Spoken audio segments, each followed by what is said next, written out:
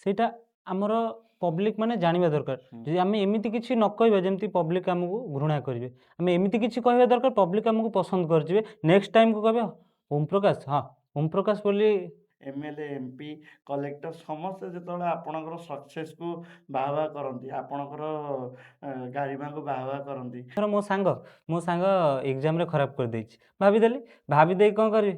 ଏ ସାଙ୍ଗ ତୋର ମାର୍କ କେତେ ରହିଲା? ମୋର ବା 50%। ତୋର କେତେ ରହିଲା? ମୋର ବା 67 ଆଉ।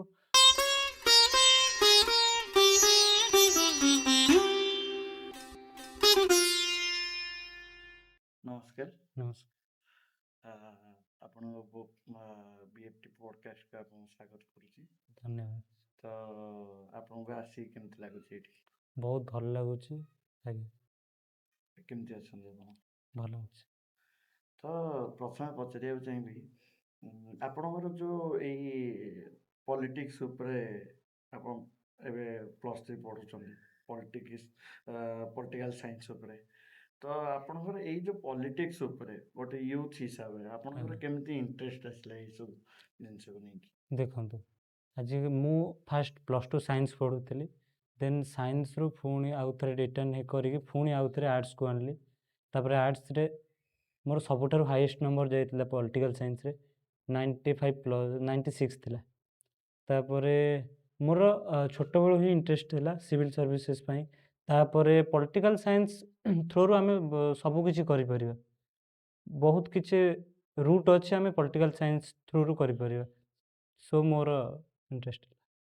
ତ ପଚାରିବାକୁ ଚାହିଁବି, ତ କେନ୍ଦ୍ରାପଡ଼ାରୁ ମନ୍ କି ବାତ୍, ଆପଣ ମନ୍ କି ବାତ୍‌ରେ ଯେଉଁଟା ଆମର PM ମୋଦି ସାର୍ କରନ୍ତି, ତ ମନ୍ କି ବାତ୍‌ରେ ଆପଣଙ୍କର ନାଁ ମେନସନ୍ କରିବାର ଗୋଟେ ସୁଯୋଗ ମିଳିଥିଲା। ଆପଣଙ୍କ ନାଁକୁ ମେନସନ୍ କରିଥିଲେ ଆମର ଶ୍ରୀ ନରେନ୍ଦ୍ର ମୋଦି। ତ କେନ୍ଦ୍ରାପଡ଼ାରୁ ମନ୍ କି ବାତ୍, ଏଇ ଯେଉଁ ଜର୍ଣ୍ଣିଟା ଆପଣ ଗୋଟେ କରିଲେ, ତ ଆପଣଙ୍କୁ କେମିତି ଲାଗୁଛି ସେଇ ସବୁ ଜିନିଷ? ଦେଖନ୍ତୁ, ଯେତେବେଳେ ମୁଁ ଫାଷ୍ଟ ଯେତେବେଳେ ମୋ ନାଁ ନେଲେ ମୋର honourable Prime minister Narendra Modi sir, ମୁଁ ସେତେବେଳେ ହଠାତ୍ ଚମକି ପଡ଼ିଲି। ଏତେ ୟୁଥ୍ ଅଛନ୍ତି, 12 ଲାକ୍ସ କୁହାଯାଇଛି କିନ୍ତୁ ଏବଭ୍ 15 ଲାକ୍ସ ପାର୍ଟିସିପେଟେଡ୍ ଥିଲେ। ତାପରେ ମୁଁ ବହୁତ କିଛି ଯେଉଁ ଅଛି ଆମର ପାର୍ଲାମେଣ୍ଟାରୀ ବିଭିନ୍ନ ପ୍ରକାର ଗଭର୍ଣ୍ଣମେଣ୍ଟ ପୋର୍ଟାଲରେ ସବୁ ମୁଁ ଆକ୍ଟିଭ୍ ରହେ। ଯେତେବେଳେ ମୁଁ ସେଇଥିରେ ଯେଉଁଟା ମୋର ଦେଇଥିଲି ଲେଖାଟି, ସେତେବେଳେ ମୁଁ ହଠାତ୍ ଆଗ ବିଶ୍ୱାସ କରିପାରିଲିନି, ଟ୍ରଷ୍ଟ ହେଲାନି। ଆରେ କ'ଣ ଓମ୍ ପ୍ରକାଶ ରଥ ନାଁ ନେଲେ? କେଉଁ ଓମ୍ ପ୍ରକାଶ ରଥ? ଓଡ଼ିଶାରେ କେତେ ଓମ୍ ପ୍ରକାଶ ରଥ ଥିବେ, ମୋ ନାଁ କ'ଣ? ତାପରେ ଯେତେବେଳେ ମୁଁ ଡାଇରେକ୍ଟଲି ଦେଖିଲି ଓଡ଼ିଶାର କେନ୍ଦ୍ରାପଡ଼ାରୁ ଓମ୍ ପ୍ରକାଶ ରଥ, ସେଇଠୁ ମୁଁ ବିଲିଭ୍ କରିପାରିଲି। ହଠାତ୍ ମୋତେ ସକ୍ ଲାଗିଲା ଭଳିଆ ଲାଗିଲା। ଆଜ୍ଞା। ତ ଆପଣଙ୍କର ସେ ଯେଉଁ 10 ସେକେଣ୍ଡର ଯେଉଁ ଆପଣଙ୍କ ନାଁଟାକୁ ମେନସନ୍ କରିଥିଲେ ଶ୍ରୀ ନରେନ୍ଦ୍ର ମୋଦି, ତ ଆପଣ ସେଇ ଟାଇମ୍‌ରେ ଆପଣଙ୍କୁ ତ ସକ୍ ଲାଗିଥିଲା, ଆପଣଙ୍କ ପ୍ୟାରେଣ୍ଟସ୍‌ର କେମିତି ରିଆକ୍ସନ୍ ଥିଲା? ହଠାତ୍ ସେ ବିଶ୍ୱାସ କରିପାରିନଥିଲେ। ତ ପୁଅକୁ ଗୋଟେ ଏତେ ବଡ଼ ଷ୍ଟେଜ୍‌ରେ ଆମର ଅନରେବୁଲ୍ ପ୍ରାଇମ୍ ମିନିଷ୍ଟର ଯେତେବେଳେ ନାଁ ମେନସନ୍ କରୁଛନ୍ତି, ବାପା ମାଆ ବହୁତ ଖୁସି ହେଇଥିବେ। ତାପରେ ଖୁସି ହେଇଗଲେ, ହଠାତ୍ ବିଶ୍ୱାସ କରିପାରୁନଥିଲେ। ହଠାତ୍ ବିଶ୍ୱାସ କରିପାରିଲେନି। ତ ପଚାରିବାକୁ ଚାହିଁବି, ଗୋଟେ ଛୋଟ ଗାଁରୁ କିମ୍ବା ଯେଉଁମାନେ ଏବେ ୟୁଥ୍ ତାଙ୍କର ନିଜର ବ୍ୟସ୍ତବହୁଳ ଜୀବନରେ ଆଗକୁ ବଢ଼ିବାକୁ ଚାହୁଁଛନ୍ତି, ଯେତେବେଳେ ଗୋଟେ ବଡ଼ ସ୍ୱପ୍ନ କିଏ ଦେଖୁଛି, ସମସ୍ତଙ୍କ ସ୍ୱପ୍ନ ଡିଫରେଣ୍ଟ। କିଏ କରୁଛି ମୁଁ ଗୋଟେ ଗାଡ଼ି ଖଣ୍ଡେ କରିବି, କିଏ କହୁଛି ମୁଁ ବାପା ମାଆଙ୍କୁ ଭଲରେ ରଖିବି, କିଏ କହୁଛି ମୁଁ ସିଭିଲ୍ ସର୍ଭିସରେ ଗୋଟେ ଭଲ ରାଙ୍କରେ ରହିବି। ତ ଯେତେବେଳେ ବଡ଼ ଲୋକଙ୍କ ସହିତ ମିଶିବାକୁ ଯାଉ, ବଡ଼ ସ୍ୱପ୍ନ ଦେଖୁ, ସେତେବେଳେ ମନରେ କେଉଁଠି ନା କେଉଁଠି ଗୋଟେ ଶଙ୍କା ଆସେ କି କାଳେ ମୁଁ ଯଦି ନ କରିପାରିଲି, ଯଦି ଫେଲର୍ ହେଇଯିବି, ଲୋକ ମୋତେ ବହୁତ ଟାହିଟାପରା କରିବେ। ତ ସେଇ ସବୁ ଜିନିଷକୁ ଆପଣ ବି ସେମିତି କେବେ ଭାବିନଥିଲେ ଯେ ନରେନ୍ଦ୍ର ମୋଦି ଆପଣଙ୍କ ନାଁ ମେନସନ୍ କରିବେ, କିନ୍ତୁ ଆପଣ ଅଦ୍ୟାବଧି ଲାଗିଛନ୍ତି ଚେଷ୍ଟାରେ ଯେ ମୁଁ କେମିତି ଆଗଧାଡ଼ିର ଲୋକମାନଙ୍କ ସହିତ ପରିଚୟ ହେଇପାରିବି, ସେଇ ଲାଇନ୍‌କୁ ଦେଇପାରିବି। ଆପଣ ଏବେ ଟିକେ ପୂର୍ବରୁ କହିଲେ କି ପଲିଟିକାଲ ସାଇନ୍ସକୁ ନେଇକି ମୋର ଇଚ୍ଛା ଅଛି ଯେ ସିଭିଲ୍ ସର୍ଭିସ୍ କରିବାର ଇଚ୍ଛା ଅଛି। ତ ଆପଣ ଏଇ ଯେଉଁ ବଡ଼ ସ୍ୱପ୍ନ ରଖିଛନ୍ତି, ତାକୁ ସାଫଲ୍ୟମଣ୍ଡିତ କରିବା ପାଇଁ ଆପଣ କେମିତି କ'ଣ କରୁଛନ୍ତି ବ୍ୟବସ୍ଥା? ତ ସେଇ ବିଷୟରେ ଆପଣ ଟିକେ ଆମର ୟୁଥ୍‌ମାନଙ୍କୁ କହିବେ କିଛି। ଦେଖନ୍ତୁ, ଫାଷ୍ଟ ଥିଙ୍ଗ ହେଉଛି କ'ଣ ନା, failure is the best pillar of success. ଆମେ ଯେତେ ଥର ଫେଲ୍ୟୁର ହେଇ ଚାଲିବା, ଆମେ ଆମର ସେ ଯୋଉ ପିଲରଟାକୁ ଛାଡ଼ିବାନି। ଯଦି ପିଲର ଛାଡ଼ି ଦଉଛେ ତାହେଲେ ଆମେ ଗୋଟେ ରୁଟ୍‌ରୁ କ୍ରସ୍ ହେଇଯାଉଛେ। ହୁଁ ତ ସେଇ ରୁଟ୍‌କୁ କେମିତି ଧରି ରଖିବା, ସବୁବେଳେ ମୋଟିଭେଟ୍ ରହିବା, ନିଜକୁ ସେଲ୍ଫ ମୋଟିଭେଟେଡ୍ ରଖିବା, ନିଜେ ନିଜେ ନିଜକୁ ମୋଟିଭେଟେଡ୍ କରିବା, କେମିତି ନିଜେ ନିଜେ ଆଗକୁ ବଢ଼ିବା, ସବୁବେଳେ ମୋଟିଭେସନାଲ୍ ଷ୍ଟୋରୀ ଦେଖିବା, କେମିତି ଆମର ପାଖାପାଖି ଅଞ୍ଚଳର କିଏ ଏମିତିଆ ମୋଟିଭେସନାଲ୍ ମାନେ ମୋଟିଭେଟ୍ ହେଇକି ଆଗକୁ ବଢ଼ିପାରୁଛନ୍ତି, ତାଙ୍କୁ ଆମେ ନିଜର ଗୋଲ୍ ହିସାବରେ ରଖିବା, ତାଙ୍କ ପରି ଆମେ କେମିତି ହବା ସେଇଟାକୁ ଚେଷ୍ଟା କରିବା। ନା କି ଆମେ ଧର ଆମଠାରୁ ବହୁତ ଉଞ୍ଚାରେ ଯିଏ ଅଛନ୍ତି ତାଙ୍କୁ ଆମେ ଡ୍ରିମ୍ ବୋଲି ଭାବିବା। ନା କି ମୁଁ ଧର ମୋ ସାଙ୍ଗ ଏକ୍ଜାମ୍‌ରେ ଖରାପ କରିଦେଇଛି। ଭାବିଦେଲି, ଭାବିଦେଇକି କ'ଣ କରିବି? "ଏ ସାଙ୍ଗ ତୋର ମାର୍କ କେତେ ରହିଲା?" ମୋର ବା 50%। ତୋର କେତେ ରହିଲା? ମୋର ବା 67 ଆଉ। ସେଇଠୁ ମୋ ମାଇଣ୍ଡକୁ ସେତେବେଳେ କ'ଣ ଆସିବ? ସିଏ ତ 50% ରଖିଲା, ମୁଁ ତ 67। ମୁଁ କ'ଣ ତା ସାଙ୍ଗେ ଭଲ ରହିଲି? ଦେଖିଆ କ'ଣ ପଢ଼ିବା ଆଉ। ନା, ସେଇ ଜାଗାରେ ଆମେ ଯଦି ଭାବିବା ଯେ ନାଇଁ ମୁଁ 67 ରଖିଛି ତ, ନେକ୍ସଟ ଯୋଉ ଏକ୍ଜାମ୍ ଦେବି ଆହୁରି ବେଷ୍ଟ କରିବି। କେମିତି ବେଷ୍ଟ କରିବି?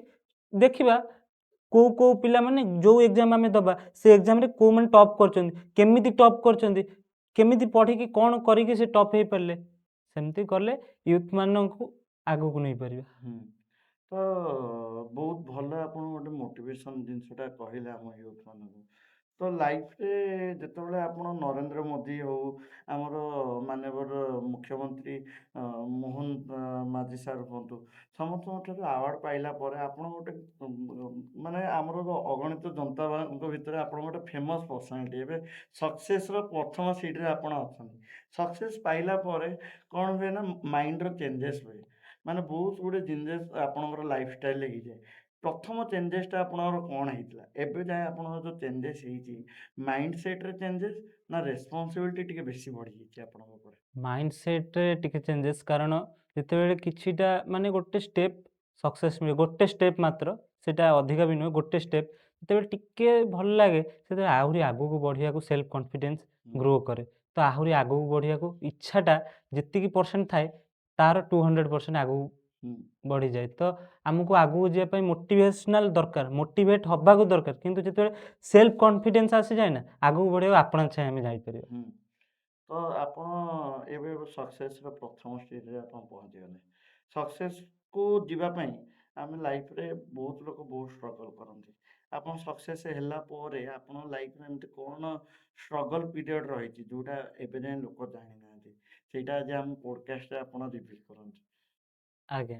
ଦେଖନ୍ତୁ କ'ଣ ହେଇଛି ନା, ମୁଁ ଯେତେବେଳେ 10th ପଢ଼ୁଥିଲି, ମୁଁ ଘର ପାଖରୁ 6 କିଲୋମିଟର ସାଇକେଲ ନେଇକି ଯିବି, ପୁଣି 6 କିଲୋମିଟର ରିଟର୍ନ ଆସିବି। ଆସିକିରି ତାପରେ ଘରରେ ଯେହେତୁ ମୁଁ ଏକୁଟିଆ ଗୋଟେ ବୋଲି ପୁଅ, ତ ମୁଁ ସବୁଯାକ ଟୋଟାଲ୍ ମୋ ଉପରେ ବି ବର୍ଡ଼ନ୍। ତାପରେ ତା ସହିତ ବାବା ମାଆଙ୍କର ବି ହେଲ୍ଥକୁ ଦେଖିବାକୁ ପଡ଼ୁଛି। ତା ସହିତ ନିଜର ଷ୍ଟଡି ଲାଇଫ୍‌କୁ ଦେଖିବାକୁ ପଡ଼ୁଛି। ତା ସହିତ ନିଜର ହେଲ୍ଥର ମେଣ୍ଟେନାନ୍ସ କରିବାକୁ ପଡ଼ୁଛି। ତ ସେଇଟାକୁ ଦେଖିକିରି ମାନେ ବହୁତ ଷ୍ଟ୍ରଗଲ୍ ଇସ୍ୟୁଜ୍ ଫାଇନାନ୍ସିଆଲି, ତାପରେ ବହୁତ ପ୍ରକାର ଷ୍ଟ୍ରଗଲ୍। ହୁଁ। ଆଜ୍ଞା। ତ ଏତେ ସାରା ଷ୍ଟ୍ରଗଲ୍ ଭିତରେ ଆମେ ଓମ୍ ପ୍ରକାଶ ରଥ, ତାଙ୍କୁ ଆମେ as a writer, content creator, singer, actor, anchor ସବୁ ହିସାବରେ ଆମେ ତାଙ୍କୁକୁ ସବୁ ମଞ୍ଚରେ, ସବୁ କ୍ଷେତ୍ରରେ ଆମେ ପାଇଛୁ। ତ ଆପଣଙ୍କୁ ସବୁ କାମ ଭିତରେ ସବୁଠୁ ଆତ୍ମାକୁ ଶାନ୍ତି କଲା ଭଳିଆ କାମଟା କୋଉଟା ଲାଗେ? ମୋର speaking, singing and acting. Speaking, singing ଆଉ ଆକ୍ଟିଂ। ଆମେ ଶୁଣିଛୁ ଆପଣ ବହୁତ ସୁନ୍ଦର ଗୀତ ମଧ୍ୟ ଗାଆନ୍ତି। ଗୋଟେ ଆଜ୍ଞା, ଛୋଟ ଗୀତ ପରେ ପୁଣି ଥରେ ଆମର ପଡକାଷ୍ଟରେ ଆଗେଇ ନବା। ଆଜ୍ଞା। ତୋ ପାଇଁ ସାଥିରେ ଏ ଜୀବନ ଯାଉ ବିତିରେ, ତୋ ପାଇଁ ସାଥିରେ ଏ ଜୀବନ ଯାଉ ବିତିରେ, ତୁ କହିଲେ ସଞ୍ଜ ଆସିବ, ତୁ କହିଲେ ସଞ୍ଜ ଆସିବ, ତୁ କହିଲେ ସକାଳ ହବ, ସୂରୁଜ ଉଇଁବ ରାତିରେ, ତୋ ପାଇଁ ସାଥିରେ ଏ ଜୀବନ ଯାଉ ବିତିରେ। ବହୁତ ସୁନ୍ଦର ଗୀତଟି ଗାଇଲେ। ତ ମୁଁ ପଚାରିବାକୁ ଚାହିଁବି, ଆପଣ କହିଲେ ଯେ ସବୁ ରୋଲ୍ ଭିତରେ ଆପଣଙ୍କୁ ସ୍ପିକିଂ ଆଉ ସିଙ୍ଗିଂ ଆଉ ଆକ୍ଟିଂ ଭଲ ଲାଗେ। ଯେତେବେଳେ ଗୋଟେ ଲୋକ ସ୍ପିକିଂ କରିବାକୁ ଯାଏ, ପବ୍ଲିକ୍ ସାମ୍ନାରେ ଆପଣ ଯେତେବେଳେ ଆପଣଙ୍କର ଭାଷଣ ଅଭିବ୍ୟକ୍ତି ରଖିବାକୁ ଯାଆନ୍ତି, ଆପଣଙ୍କର ଗୋଟେ ପାୱାରଫୁଲ୍ କମ୍ୟୁନିକେସନ୍ ସ୍କିଲ୍ ରହେ ସବୁବେଳେ। ତ ସ୍କିଲ୍ ରହିଲେ ହିଁ ଶ୍ରୋତା ଆପଣଙ୍କୁ ଶୁଣିବା ପାଇଁ ଭଲ ପାଇବେ। ଆପଣ ସେତେ ସ୍ପଷ୍ଟ ଭାବରେ କହିପାରିବେ। ଆପଣ ଯେତେବେଳେ ଷ୍ଟେଜ୍ ଉପରକୁ ଯାଆନ୍ତି ଆମେ ଦେଖିଛୁ ଆପଣଙ୍କୁ ଯେତେବେଳେ ରିସର୍ଚ୍ଚ କରୁଥିଲୁ ଆପଣଙ୍କ ବିଷୟରେ ଆମେ ଶୁଣିଛୁ ଯେ ଆପଣ ବହୁତ ପାୱାରଫୁଲ୍ ମାନେ ଇମ୍ପାକ୍ଟଫୁଲ୍ ଆପଣଙ୍କର ସ୍ପିଚ୍ ଥାଏ। ତ ତା ପଛର ରହସ୍ୟଟା କଣ? ଦେଖନ୍ତୁ, ଯେତେବେଳେ ଆମେ ଗୋଟେ ଷ୍ଟେଜ୍‌କୁ ଯାଉଛେ, ଆମେ ସେତେବେଳେ ଜାଣିବା ଦରକାର, ଆମେ ଯୋଉଟା କହୁଛେ, ଆମର ପବ୍ଲିକ୍ ସେଇଟା ଦେଖୁଛନ୍ତି। ଆମେ କଣଟା ଆମେ କହିବା, ସେଇଟା ଆମର ପବ୍ଲିକ୍ ମାନେ ଜାଣିବା ଦରକାର। ହୁଁ, ଯଦି ଆମେ ଏମିତି କିଛି ନ କହିବା, ଯେମିତି ପବ୍ଲିକ୍ ଆମକୁ ଘୃଣା କରିବେ।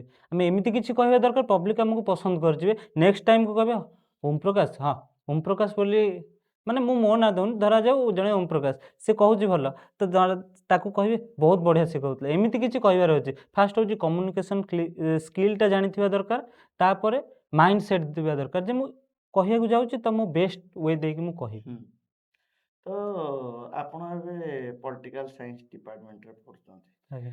ତ ଯଦି ଏହା ଆପଣଙ୍କୁ ପଚାରିବା ଅତ୍ୟୁକ୍ତି ହେବନି, ଯଦି ମୁଁ ଆପଣଙ୍କୁ ପଚାରିବି ଗୋଟେ ନେତା, ଗୋଟେ ଆଗଧାଡ଼ିର ଲିଡର କେମିତି ହବା ଦରକାର? ଖାଲି ମାଇକ୍‌ରେ ଶ୍ରୋତାମାନଙ୍କୁ କହିବ ଦେଶର ସବୁ କିଛି ଜିନିଷ, ମୁଁ ଏଇଟା କରିବି, ସେଇଟା କରିବି, ମୋତେ ଭୋଟ୍ ଦେଲେ ମୁଁ ଏହା କରିଦେବି। ନା ଅନ୍ୟ ପକ୍ଷରେ ଆଉ ଗୋଟେ ଲିଡର ଅଛି, ଯିଏ ଗାଁମାନଙ୍କରେ ଯୋଉମାନଙ୍କ ସହିତ ଡାଇରେକ୍ଟ କନେକ୍ସନ୍ ହେଇପାରୁନି, କମ୍ୟୁନିକେସନ୍ ହେଇପାରୁନି, ତାଙ୍କ ସହିତ ଡାଇରେକ୍ଟ ଯାଇକି ଲୋକମାନଙ୍କର ସୁବିଧା ଅସୁବିଧା ବୁଝିବା, ତାଙ୍କର କାମରେ ସାଥ୍ ଦେବା, ସେଇଟା ହେଉଛି ଅରିଜିନାଲ ଗୋଟେ ଲିଡରର ଧର୍ମ। ଆପଣଙ୍କୁ କଣ ଲାଗେ? ଦେଖନ୍ତୁ, ଫାଷ୍ଟ ତ ଆମେ ଯଦି ଆର୍ଟିକଲ୍ 1 କୁ ଦେଖିବା, ହୁଁ, ଆମର ଭାରତବର୍ଷ ହେଉଛି ଗୋଟେ ସଂଘୀୟ ରାଷ୍ଟ୍ର ବା ହୁଁ, ଫେଡେରାଲ୍ ଷ୍ଟ୍ରକ୍ଚରରେ ସେ ହେଇଛି। ତ ଆମେ ଯଦି ଏଇଟା ହେଉଛି ଗୋଟେ ଗଣତାନ୍ତ୍ରିକ ଧର୍ମନିରପେକ୍ଷ ସମାଜବାଦୀ ରାଷ୍ଟ୍ର। ତ ଏଠି ଗଣତନ୍ତ୍ରର ଅର୍ଥ ହେଉଛି ଲୋକମାନଙ୍କ ଦ୍ୱାରା ଲୋକମାନଙ୍କ ପାଇଁ ଲୋକମାନଙ୍କର ଶାସନ ହେଉଛି ଗଣତନ୍ତ୍ର ଶାସନ। ଏଇଟାକୁ ଆବ୍ରାହାମ ଲିଙ୍କନ କହିଥିଲେ। ତ ଆମେ ଯେତେବେଳେ ଧରାଯାଉ ଆମେ ଗୋଟେ ମିନିଷ୍ଟରଙ୍କ କଥା କହିବା। ଧରାଯାଉ ଜଣେ ପବ୍ଲିକ୍ ସ୍ପିଚ୍ କହୁଛନ୍ତି, ଆଉ ଜଣେ ଫିଲ୍ଡରେ କାମ କରୁଛନ୍ତି। ଆମେ ଯଦି ଫିଲ୍ଡରେ ଯିଏ ଯାଇକି ଡାଇରେକ୍ଟଲି ୱାର୍କ କରୁଛନ୍ତି ନିଜର କଷ୍ଟରେ, ଜନତାଙ୍କର କେମିତି ବିକାଶ ହେଇପାରିବ ସେଇଟାକୁ ଚେଷ୍ଟା କରୁଛନ୍ତି, ସେଇଟା ହେଉଛି ବେଷ୍ଟ ୱେ ଅଫ୍ ପଲିଟିକ୍ସ। ତ ବହୁତ ସୁନ୍ଦର ଭାବରେ ଆପଣ କହିଲେ ଜିନିଷଟା ଯେ ଲିଡର ଗୋଟେ କେମିତି ହବା ଦରକାର। ଲୋକଙ୍କ ସୁବିଧା ଅସୁବିଧାରେ ତାଙ୍କର କାମରେ ଆଜ୍ଞା, ତାଙ୍କ କାନ୍ଧରେ କାନ୍ଧ ମିଶେଇକି ଠିଆ ଆଜ୍ଞା। ହେବା ଦରକାର। ତ ପୁଣି ଥରେ ଆପଣଙ୍କର ସକ୍ସେସ୍ ଆଡ଼କୁ ମୁଁ ଫେରି ଆସିବି। ଯେତେବେଳେ ପିଏମ୍ ମୋଦିଙ୍କ କଥା ଆମେ ଶୁଣିଲେ, ନରେନ୍ଦ୍ର ମୋଦିଙ୍କ କଥା ଶୁଣିଲେ, ଚିଫ୍ ମିନିଷ୍ଟର ହଉ, ଗଭର୍ଣ୍ଣମେଣ୍ଟର ଆମର ବହୁତ ସାରା ଅଫିସର ହୁଅନ୍ତୁ, ଏମ୍ଏଲ୍ଏ, ଏମ୍ପି, କଲେକ୍ଟର ସମସ୍ତେ ଯେତେବେଳେ ଆପଣଙ୍କର ସକ୍ସେସ୍‌କୁ ବାହା ବାହା କରନ୍ତି, ଆପଣଙ୍କର ଗାରିମାକୁ ବାହା ବାହା କରନ୍ତି, ସେତେବେଳେ ଆପଣଙ୍କ ମାଇଣ୍ଡରେ କ'ଣ ଚାଲୁଥାଏ?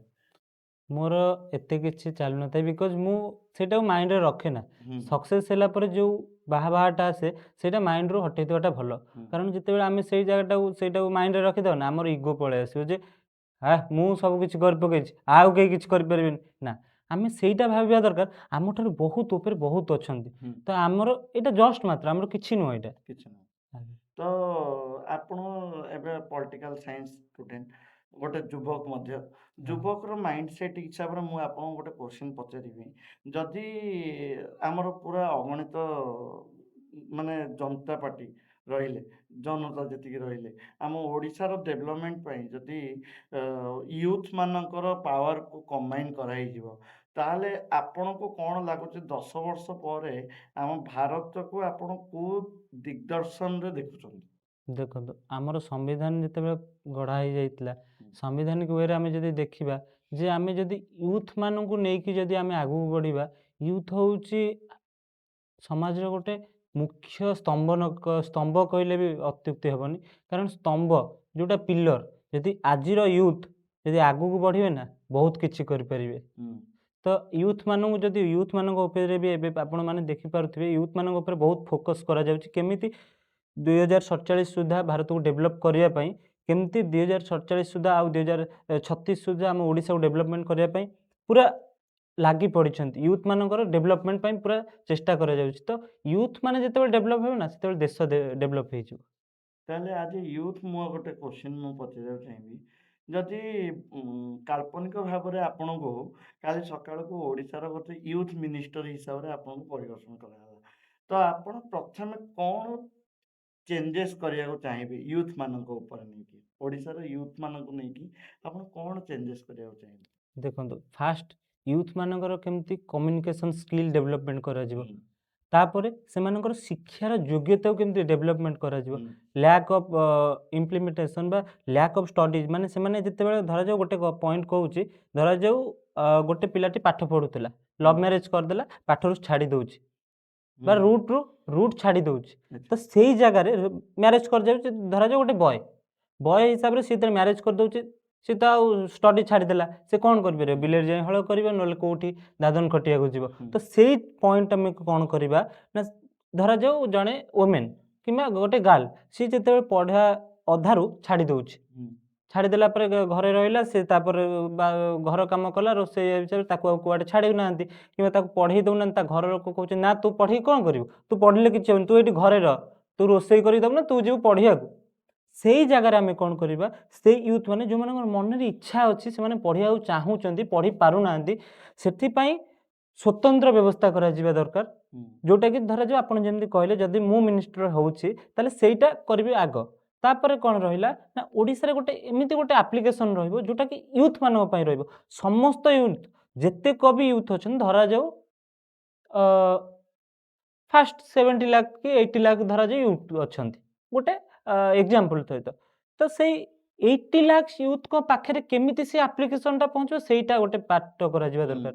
ତାପରେ ସେଇ ଆପ୍ଲିକେସନ୍ ଥ୍ରୋରୁ ଯୋଉ ୟୁଥ୍‌ମାନଙ୍କର ଯାହା ବି ପ୍ରୋବ୍ଲେମ୍ ହେଉଛି, ସେମାନେ ଡାଇରେକ୍ଟ ଗ୍ରିଭାନ୍ସ କରିପାରିବେ, ରିପୋର୍ଟ ହୁଁ, କରିପାରିବେ। ତାପରେ ସେମାନଙ୍କର ଆଗକୁ ଯିବାକୁ କ'ଣ ପ୍ରୋବ୍ଲେମ୍ ହେଉଛି ସେଇଟା ଦେଖାଯିବ, ଯାହାଦ୍ୱାରା କି ଡାଇରେକ୍ଟଲି ଡାଇରେକ୍ଟଲି ତାଙ୍କର ସଲ୍ୟୁସନ୍ କରାଯିବ। କାହିଁକିନା ଆମେ ହେଉଛେ ଜନତାଙ୍କ ଆଖିରେ, ମାନେ କ'ଣ କୁହାଯାଏ ନା, ଜନତାଙ୍କର ଆଖି ଆମେ। ଆମେ ଯଦି ତାଙ୍କର ଡେଭଲପମେଣ୍ଟ ନ କରିବା, ଆମେ କ'ଣ ପାଇଁ ମିନିଷ୍ଟର ହେବା? ହୁଁ, ବୁଝୁଛନ୍ତି ହୁଁ। କି? ଏଇଟା ମୋର ପଏଣ୍ଟ ଅଫ୍ ଭ୍ୟୁ। ତ ବହୁତ ସୁନ୍ଦର ଭାବରେ ଆପଣ ଯଦି ଓଡ଼ିଶାର ୟୁଥ୍ ମିନିଷ୍ଟର ହେଲେ ତାହେଲେ ବହୁତ ଗୁଡ଼େ ଚେଞ୍ଜେସ୍ ଆପଣ ଯୁବ ସମାଜ ପାଇଁ କରିବେ। ତ ପଚାରିବାକୁ ଚାହିଁବି ଏଇ ଯୁବକମାନଙ୍କ ଉପରେ, ଯଦି ମନ୍ କି ବାତ୍‌ରେ ଆପଣଙ୍କ ନାଁ ଘୋଷଣା କରାହେଇଛି, କାଲି ସକାଳକୁ ହୁଏତ ଆପଣଙ୍କୁ ଯଦି ମନ୍ କି ବାତ୍‌ରେ ପିଏମ୍ ମୋଦିଙ୍କ ସାଇଡ୍‌ରେ ବସିବା ପାଇଁ ସୁଯୋଗ ମିଳେ, ତାହେଲେ ଆପଣ ସେଇଠି ଓଡ଼ିଶାକୁ କିମ୍ବା ଆମ ଭାରତକୁ ସେଇଠି କେମିତି ରିପ୍ରେଜେଣ୍ଟ କରିବେ ୟୁଥ୍‌ମାନଙ୍କ ପଏଣ୍ଟ ଅଫ୍ ଭ୍ୟୁରୁ? ଦେଖନ୍ତୁ, ଯେତେବେଳେ ଆମେ ଅଲ୍ ଓଭର୍ ଇଣ୍ଡିଆ କଥା ଆମେ ଦେଖୁଛେ, ତ ସେଠି ଆମେ ସେକୁଲାରିଟି ମେଣ୍ଟେନ୍ କରିବା। କୌଣସି ନିର୍ଦ୍ଦିଷ୍ଟ ଧର୍ମକୁ ନେଇକି ଆମେ ମେଣ୍ଟେନ୍ କରିବାନି। ହିନ୍ଦୁ, ମୁସଲିମ୍, ଶିଖ୍ ସମସ୍ତ ପ୍ରକାର ଧର୍ମର ଯେଉଁ ୟୁଥ୍ ମାନେ ଅଛନ୍ତି, ମାନେ ସମସ୍ତେ, ହୁଁ, ସମସ୍ତଙ୍କୁ କେମିତି ଡେଭଲପମେଣ୍ଟ କରାଯିବ, ଡେଭଲପମେଣ୍ଟ ପାଇଁ ତାଙ୍କୁ ଯେତେ ମୋଟିଭେଟ୍ କରିବା ଆବଶ୍ୟକ, ଯେତେ ପ୍ରକାର ସ୍କିଲ୍ସ ତାଙ୍କୁ ଦେବା ଦରକାର, ତାକୁ ଦେବା ପାଇଁ ଚେଷ୍ଟା କରିବା। ତାପରେ ସେମାନଙ୍କର କେମିତି ତାଙ୍କର କ'ଣ ପ୍ରୋବ୍ଲେମ୍ସ ରହୁଛି ତାକୁ ଦେଖିବା। ସେମାନେ କ'ଣ ପାଇଁ ଏଜୁକେସନ୍ ଛାଡ଼ି ଦେଉଛନ୍ତି, କ'ଣ ପାଇଁ ତାଙ୍କର ଅଧାରୁ ଏଜୁକେସନ୍ ଛାଡ଼ିକି ତାଙ୍କ ରୁଟ୍ ଚେଞ୍ଜ କରିଦେଉଛନ୍ତି, ତା ଉପରେ ରିସର୍ଚ୍ଚ କରି କେମିତି ଅଲ୍ ଓଭର୍ ଇଣ୍ଡିଆରେ, ଧରାଯାଉ ଆମେ 100% କରିପାରିବାନି, କାରଣ ହୁଁ, 100% ଫାଷ୍ଟ କେହି ବି ହଠାତ୍ କହିଦେଇ କରିପାରିବେନି। ଆଜ୍ଞା। 50% ତ କରିପାରିବା। ଯୋଉ 50% କରିବା, ସେଇ 50% ତ ବାହା ଦେବେ। ହୁଁ, ବାହା କଥା ପଡ଼ିନି, ସେମାନେ ତ ସକ୍ସେସ୍ ହେଇପାରିବେ ହୁଁ, ଲାଇଫ୍‌ରେ। ଯଦି ଗୋଟେ କଥା କହିବି, ମୁଁ ଆମର ଯଦି ଆମେ ରାମାୟଣ କଥା ଦେଖିବା, ରାମାୟଣ କଥା ମୁଁ କହୁଛି, ଯେତେବେଳେ ଶ୍ରୀରାମଚନ୍ଦ୍ର ଯେତେବେଳେ ସେତୁ ବାନ୍ଧୁଥିଲେ, ହନୁମାନ ତାଙ୍କର ଯୋଉ ସାଥୀମାନେ ଥିଲେ, ସବୁ ହନୁ ସେନାଙ୍କୁ ଧରିକି ଯେତେବେଳେ ପଥର ବାନ୍ଧୁଥିଲେ, ସେତେବେଳେ ଗୋଟେ ଏଇ ଯୋଉ ଗୁଣ୍ଡୁଚି ମୂଷା କ'ଣ କରିଥିଲା ନା, ତାର ଥଣ୍ଟରେ ନେଇକି ଧୀରେ ଧୀରେ କି ପକଉଥିଲା ପଥର, କିନ୍ତୁ ତା ନାଁ ରହିଯାଇଥିଲା। ଯଦି ହୁଁ, ଆମେ ସେମିତି କହିବା ଯେ ଯଦି କିଛିଟା ଚେଷ୍ଟା କରିବା, ଚେଷ୍ଟା ତ ଖରାପ ନୁହେଁ ନା। Failure is the best pillar of success. ହୁଁ, ଆମେ ଯେତେ ଚେଷ୍ଟା କରିବା, 50% ଅଛି, ତାପରେ 70% କରିପାରିବା। ତ ଏମିତି କରିକି ଆମେ ଡେଭଲପମେଣ୍ଟ କରିପାରିବା। କାହିଁକିନା ୟୁଥ୍ ହେଉଛି ସବୁଠାରୁ ପାୱାରଫୁଲ୍। ହୁଁ। ତ କିଛି ସମୟ ପୂର୍ବରୁ ଆମେ କଥା ହଉଥିଲେ କି ଆପଣ ଯଦି ୟୁଥ୍ ମିନିଷ୍ଟର ହେଲେ ୟୁଥ୍‌ମାନଙ୍କ ପାଇଁ କରିବେ, ଆଉ ମହିଳାମାନଙ୍କ ପାଇଁ ବେଶୀ କରିବେ। ଯେଉଁମାନଙ୍କୁ ମାନେ ମହିଳାମାନଙ୍କୁ ସୁଯୋଗ ଦିଆହେଉନି କୌଣସି ସାମାଜିକ ବ୍ୟବସ୍ଥାରେ, ତାଙ୍କ ପାଇଁ କୌଣସି ପ୍ରକାର ସ୍ଥାନ ଏତେଟା ରହୁନାହିଁ। ସେମାନେ ଏଜୁକେସନ୍‌କୁ ଗ୍ରାବ୍ କରିପାରୁନାହାନ୍ତି। ତ ଆପଣ ମଝିରେ ଗୋଟେ ନାରୀ ସଶସ୍ତ୍ରୀକରଣ ଉପରେ ଗୋଟେ ଭଲ ଲେଖିଥିଲେ, ଆପଣ ପଲିଟିକାଲ୍ ସାଇନ୍ସ ଷ୍ଟୁଡେଣ୍ଟ ହିସାବରେ। ନାରୀ ସଶସ୍ତ୍ରୀକରଣକୁ ନେଇକି ଗୋଟେ ଭଲ ଆ ରଚନା ତ କହିହବନି, ତା ଉପରେ ଗୋଟେ ଆର୍ଟିକିଲ୍ ଟାଇପ୍‌ର କିଛି ଗୋଟେ ଲେଖିଥିଲେ ଆପଣ। ତ ନାରୀ ସଶସ୍ତ୍ରୀକରଣକୁ ନେଇକି ଆପଣଙ୍କର କ'ଣ ମତ? ଦେଖନ୍ତୁ, ଆମେ ହେଉଛେ ଭାରତ ମାତାର ସନ୍ତାନ। ହୁଁ ଆମେ ମାତା ବୋଲି ସମ୍ବୋଧନ କରୁଛେ। ଯେଉଁ ମାଆ ହେଉଛି ଶକ୍ତିର ପ୍ରତୀକ, ଯେଉଁ ମାଆ ହେଉଛି ମୃତ୍ୟୁର ବି ପ୍ରତୀକ। ହୁଁ ଆମେ ତାଠାରୁ ସୃଷ୍ଟି, ଆମେ ତାଠାରୁ ବି ମୃତ୍ୟୁ। ସେଇ ଭାରତ ମାଆର କୋଳରେ ହିଁ ଆମେ ଦିନେ ଶେଷ ହେବା। ତ ସେଇ ହିସାବରେ ମୁଁ କହିଲି। ତ ଯେତେବେଳେ ଆମେ ଗୋଟେ ମାଆ ଠାରୁ ଜନ୍ମ ନେଉଛେ, ତ ଆମେ ସେ ମାଆର କାହିଁ ବିକାଶ କରିବାକୁ ଚେଷ୍ଟା ନ କରିବା? ହୁଁ ଯଦି ଆମେ ବିକାଶ କରିବା, ତାର କ'ଣ, ସେ କ'ଣ ସୁବିଧା ପାଉନି, ସେ କ'ଣ କଷ୍ଟ ପାଉଛି, ହୁଁ ଯଦି ଆମେ କେମିତି ଜାଣିବା ନା କେମିତି ଜଣେ ଓମେନ୍ କଷ୍ଟରେ ଅଛି? ଆପଣ ପଳେଇଯିବେ ଯେତେବେଳେ ବିଭିନ୍ନ କ୍ଷେତ୍ରରେ ପଳେଇଯିବେ, ଗୋଟେ ଗୋଟେ ଏରିଆକୁ ପଳେଇଯିବେ, ଜଣେ ମାଆକୁ ଯାଇ ହଠାତ୍ କିନି ପଚାରିବେ, ହଠାତ୍ କିନି ତ ପଚାରି ହେବନି, ତା ସାଙ୍ଗରେ ମିଶିବେ, ତାକୁ ପଚାରିବେ, ମାରେ ତୋର କ'ଣ ଅସୁବିଧା ଅଛି? ତତେ ଯଦି ତୁ କହିବୁ ତୋର ପୁରା କରିବାକୁ, ଯଦି କହିବୁ ତ ମିନିଷ୍ଟରଙ୍କୁ, ଯଦି ତୋର ପୁରା କରିବାକୁ ସେ କୁହନ୍ତି, ତୁ କ'ଣ କହିବୁ? ସେଇଠି ଆପଣ ଡାଇରେକ୍ଟଲି ଆପଣଙ୍କ ଡାଇରେକ୍ଟ ଆନ୍ସର ପାଇଯିବେ। ତ ପରିଶେଷରେ ଆମେ ବହୁତ ସାରା କଥାବାର୍ତ୍ତା ହେଲେ। ତ ପରିଶେଷରେ ଗୋଟିଏ କୋଶ୍ଚିନ୍ ଆପଣଙ୍କୁ ପଚାରିବି କି ୟୁଥ୍ ହିସାବରେ ଆପଣ ସକ୍ସେସ୍‌ର ପ୍ରଥମ ସିଡ଼ିରେ ଚଢ଼ିଗଲେଣି। ଆପଣଙ୍କୁ ଓଡ଼ିଶାର ବହୁତ ଲୋକ ଚିହ୍ନି ସାରିଲେଣି ଓମ୍ ପ୍ରକାଶ ରଥଙ୍କୁ। ତ ପଚାରିବାକୁ ଚାହିଁବି କି ଆମ ଯେଉଁ ଅଗଣିତ ୟୁଥ୍ ଯୁବକମାନେ ଅଛନ୍ତି, ତାଙ୍କମାନଙ୍କ ପାଇଁ ଆପଣଙ୍କର କ'ଣ ବାର୍ତ୍ତା ରହିବ? ସେମାନେ କେମିତି ନିଜ ଲାଇଫ୍‌ରେ ଆଗକୁ ବଢ଼ିବେ? ଗୋଟେ ପ୍ରଥମ ପାହାଚରେ ପହଞ୍ଚିବେ। ତା ପାଇଁ ଆପଣଙ୍କ କ'ଣ ବାର୍ତ୍ତା ରହିବ? ମୋର ଫାଷ୍ଟ ରହିବ କ'ଣ ନା, ସମସ୍ତେ ନିଜର ଡ୍ରିମ୍ ବା ଗୋଲ୍‌କୁ ଆଗେ ମାଇଣ୍ଡ ସେଟ୍ କରିବା ଦରକାର। ହୁଁ, ନିଜ ମାଇଣ୍ଡରେ ଯଦି ସେଟ୍ କରିଥିବେ ନା, ତାହେଲେ 5 ବର୍ଷ କ'ଣ, 8 ବର୍ଷ କ'ଣ, 2 ବର୍ଷରେ ବି ଚାହିଁଲେ ସେ ତାଙ୍କ ମାଇଣ୍ଡ ସେଟ୍‌କୁ ମାନେ ଆଚିଭ୍ କରିପାରିବେ। ହୁଁ, ଆପଣ ଶୁଣିଥିବେ ସେ ଯେଉଁ ଗୋଟେ ବୁକ୍ ଅଛି ଦ ସିକ୍ରେଟ୍। ଦ ସିକ୍ରେଟ୍‌ର ଥିଓରି ବହୁତ କିଛି ଅଛି। ତ ଆମେ ଯଦି ନିଜର ଯେଉଁ ମାଇଣ୍ଡ ସେଟ୍ ଅଛି, ଯେଉଁ ଗୋଲ୍ ଅଛି, ଆମେ ଯଦି ତାକୁ ପାୱାରଫୁଲି ଭାବେ ନିଜେ ଯଦି ମାଇଣ୍ଡରେ ଆଣିଦେବା ନା, ଆମେ ହୁଁ, ଯାହା ଭାବିବା ସେଇଆ ହେଇଯିବ। ତ ଆମେ ନିଜର ଯେଉଁ ପଥକୁ ଭ୍ରଷ୍ଟ ନ କରିକି କେମିତି ଠିକ୍ ରୁଟ୍‌ରେ ଯାଇପାରିବା, ଠିକ୍ ଭାବେ ଆଗକୁ ବଢ଼ିପାରିବା, ସେଇଟା ଆମେ ଦେଖିବା ଦରକାର। ଯଦି ଜଣେ ଭଲ ପାଠ ପଢ଼ୁଛି, ତ ସେ କେମିତି ପାଠ ପଢ଼ିକିରି ଆଗକୁ ବଢ଼ିବ, ସେ ସେଇଟା ଚେଷ୍ଟା କରିବ। ହୁଁ, ଯଦି ଜଣଙ୍କର ଆଉଟ୍ ଅଫ୍ ନଲେଜ୍ ବହୁତ ଅଛି, ସେ ତାର ଆଉଟ୍ ଅଫ୍ ନଲେଜ୍‌ରେ ଆଗକୁ ବଢ଼ିବ। କିମ୍ବା ଆଉଟ୍ ଅଫ୍ ନଲେଜ୍ ଧରାଯାଉ ଜଣେ ୟୁଟ୍ୟୁବର୍। ସେ ୟୁଟ୍ୟୁବରେ କରୁଛି କଣ୍ଟେଣ୍ଟ କରୁ କରୁ ସିଏ କହିଲା କ'ଣ ନା, ମୋର ଭ୍ୟୁଜ୍ ଯାଉନି, ମୁଁ କଣ୍ଟେଣ୍ଟ ଛାଡ଼ିଦେବି। ସେଠି ସେ କଣ୍ଟେଣ୍ଟ ଛାଡ଼ିଦେଲେ କାହାର କ୍ଷତି ହେବ? ୟୁଟ୍ୟୁବ୍‌ର କ୍ଷତି ହେବନି, ନିଜର କ୍ଷତି ହେବ। ଯଦି ସିଏ କ'ଣ ପାଇଁ ଭ୍ୟୁଜ୍ ଯାଉନି, କାହିଁକି ଭ୍ୟୁଜ୍ ଯାଉନି, କ'ଣ କରିଲେ ଭ୍ୟୁଜ୍ ଯିବ, କେମିତି କୋଉ ୱେରେ, କୋଉ ଟାଇମ୍‌ରେ, କୋଉ ମେଥଡ଼ରେ କଲେ ତାର ଭ୍ୟୁଜ୍ ଯିବ, ସେଇଟା ଦେଖିବା ଦରକାର। ହୁଁ, ଯଦି ଜଣେ ପାଠ ପଢ଼ୁଛି, ତାର ରେଜଲ୍ଟ ଖରାପ ଆସିଛି, ସେ ଚାହୁଁଛି ମୁଁ ଭଲ ରେଜଲ୍ଟ କରିବି। କେମିତି ପଢ଼ିଲେ, କୋଉ ଟାଇମ୍‌ରେ ପଢ଼ିଲେ, କୋଉ କୋଉ ସମୟରେ ପଢ଼ିଲେ, କେମିତି ରୁଟିନ୍ ମେଣ୍ଟେନ୍ କରିକି ପଢ଼ିଲେ ସେ ସକ୍ସେସ୍ ହେଇପାରିବ, ସେଇଟା ସିଏ ଦେଖିବା ଦରକାର। ହୁଁ। ତ ଆପଣଙ୍କ ସହିତ କଥା ହେଇକି ବହୁତ ଗୁଡ଼େ ଜିନିଷ ଆମେ ଶିଖିଲୁ, ଜାଣିଲୁ ଆଜି। ତ ୟୁଥ୍‌ମାନଙ୍କୁ ନେଇକି ଆପଣଙ୍କର ଯେଉଁ ଚିନ୍ତାଧାରା ବହୁତ ବଢ଼ିଆ ଅଛି। ଆଉ ଆପଣ ସବୁ କ୍ଷେତ୍ରରେ ତ ଆପଣଙ୍କୁ ବହୁତ ଭଲ ଭାବରେ ପରିପ୍ରକାଶ କରୁଛନ୍ତି। ତ ପରିଶେଷରେ ପୋଡ଼କାଷ୍ଟ ସାରିବାର ସମୟ ଆସିଗଲାଣି। ତ ଆପଣଙ୍କୁ ଏଇଠି ଆମେ ବିଦାୟ ଦେଉଛୁ। ନମସ୍କାର। ଆପଣଙ୍କର ବହୁତ ବହୁମୂଲ୍ୟ ସମୟ ଦେଇକି ଆପଣ ବିଏଫ୍‌ଟିରେ ଆମକୁ ଯୋଗଦାନ କରିଥିବାରୁ ଥ୍ୟାଙ୍କ ୟୁ। ଧନ୍ୟବାଦ।